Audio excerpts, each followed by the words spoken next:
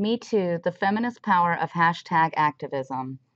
The first mention of the term is from The Guardian in 2011, where it was used to describe Occupy Wall Street protests. Twitter first introduced the hashtag as a means to coordinate conversation online. The term is now used across platforms to plan protests, connect communities, and ultimately drive social change. Some of the most popular hashtags for change have included Black Lives Matter, Arab Spring, Women's March, No Dapple, and the Ice Bucket Challenge, which raised $115 million for ALS. In 2006, Tarana Burke founded the Me Too movement through her Just Be organization to help survivors of sexual violence find pathways to healing.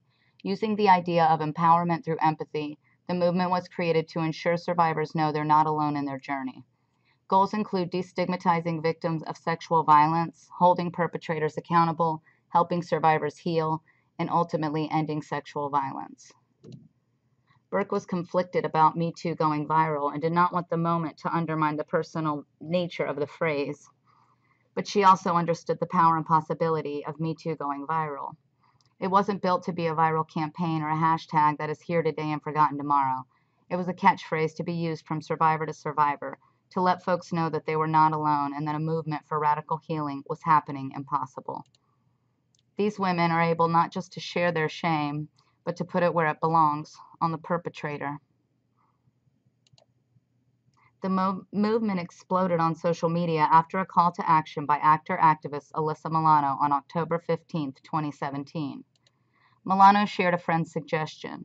If all the women who have been sexually harassed or assaulted wrote Me Too as a status, we might give people a sense of the magnitude of the problem.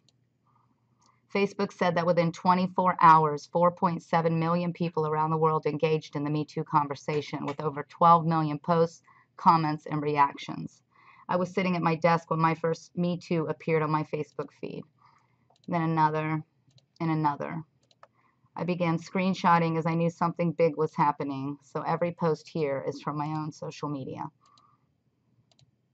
This graphic visually demonstrates the first 12 hours of global Me Too usage across social media platforms.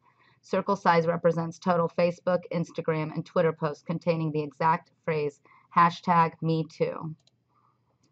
Critiques of the movement include that the onus is on victims to put themselves on display to validate their experiences. I wish women didn't have to rip our pasts open and show you everything and let you ogle our pain for you to believe us about predation and trauma. Another concern is re-victimizing survivors. I think the viral moment is great, but I worry about disclosing their status as survivors en masse on social media and not having space to process. I worry about survivors coming onto social media and being bombarded with messages of Me Too. Critics also argue that Me Too has been co-opted by white women without enough regard to women of color. Burke shared, "Initially, I panicked. I felt a sense of dread because something that was part of my life's work was going to be co-opted and taken from me and used for a purpose that I hadn't originally intended." Critics also cite concerns about false accusations and the implications of public exposure on those accused and their families. But false accusations only account for between 2 and 10 accusations, according to the National Sexual Violence Resource Center. Other concerns include lack of intersectionality for trans individuals and people of color.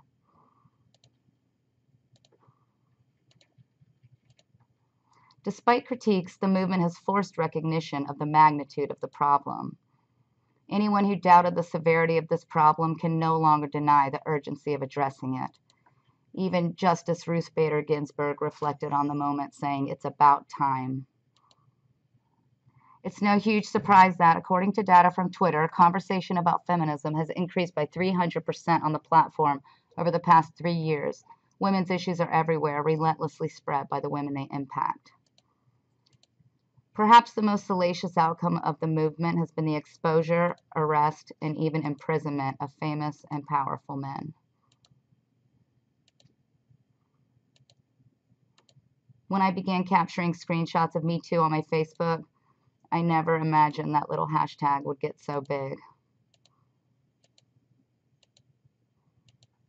But it is, and as these images demonstrate, so is the power of a collective me.